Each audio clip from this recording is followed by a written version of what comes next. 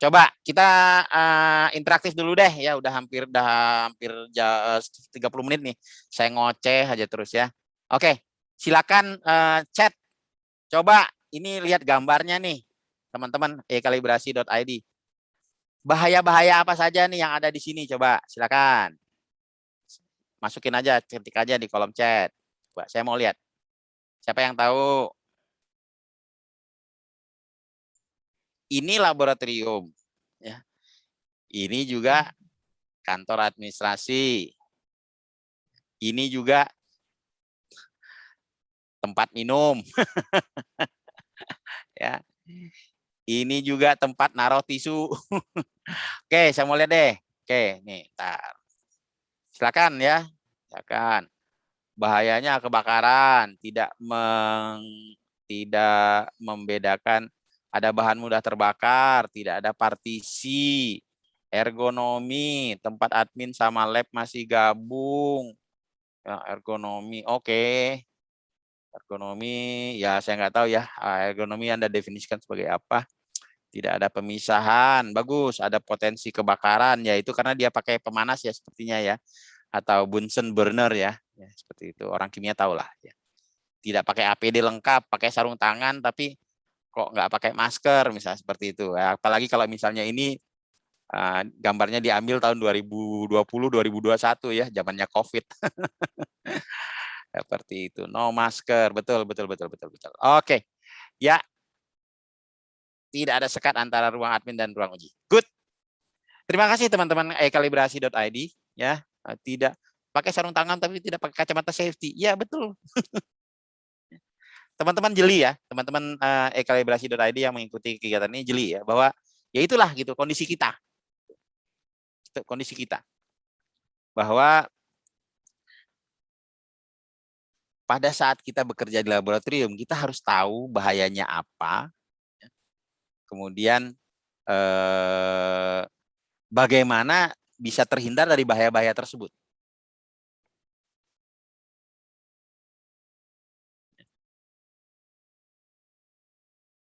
Nah, ini yang akan kita bahas ya di sini. Tapi sebelum kita pindah topik, saya ingin sampaikan, mengapa sih sebenarnya kita perlu K3? Coba saya lihat sih daftar peserta partisipannya ya. Oke. Ibu Hana Andayani dari PT TSP misalnya. Tentu saja pada saat berangkat kerja di laboratorium, misalnya anggap aja Bu Ana ini bekerja di laboratorium ya, punya harapan gitu, bahwa punya niat baik juga bahwa Ibu Ana ya, berangkat kerja bisa melakukan pekerjaannya dengan bagus, bisa menyelesaikan pekerjaannya, angka yang dihasilkan oleh laboratoriumnya itu layak untuk dipercaya, ya, tidak dikomplain oleh customernya, dan pulang nanti sore ke rumah ya, itu dengan selamat tanpa kekurangan satu apapun. Sama seperti pada saat dia berangkat dari rumah tadi pagi. Gitu. Sering saya gunakan istilah, jangan sampai amit-amit, nauzubillah, pulang dari tempat kerja tinggal nama. Bahkan dapat tambahan titel. Titelnya itu ALM di belakang. Tahu ALM? Almarhum. Oke, berarti masih didengar ya saya ya. Ya jangan sampai teman-teman kalibrasi.id ya.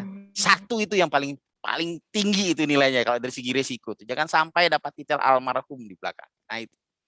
Anu merta Pak Mat. Kenapa? Pangkat Anu merta. anu Oh ya. itu. Ya, kalau anu merta itu istilahnya untuk yang teman-teman dari angkatan ya. Angkatan ya. Ya dari angkatan ya, dari angkatan. Tapi kalau kita di lab ya udahlah kita dapat titel almarhum. LM aja ya. Ya, kita akan sampai sih suatu saat di situ, tapi jangan sekarang lah kan gitu maunya ya. Ya, masalah jodoh, rezeki dan ajal itu hanya yang di atas yang tahu. Nah, itu sebenarnya ya. Secara prinsip bahwa K3, mengapa K3 itu kita perlu terapkan di laboratorium itu adalah supaya kita terhindar dari bahaya-bahaya itu tadi ya, supaya kita terhindar dari bahaya-bahaya itu tadi, terhindar dari bahaya kebakaran, terhindar dari bahaya kehilangan anggota badan misalnya seperti itu ya. Oke.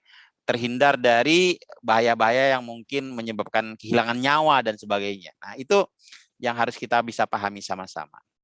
Tapi sebelum sampai ke sana, yuk kita lihat bahwa itu bukan sesuatu yang instan. Saya bilang ya, itu bukan sesuatu yang instan. Itu ada prosesnya. Kita coba lihat prosesnya.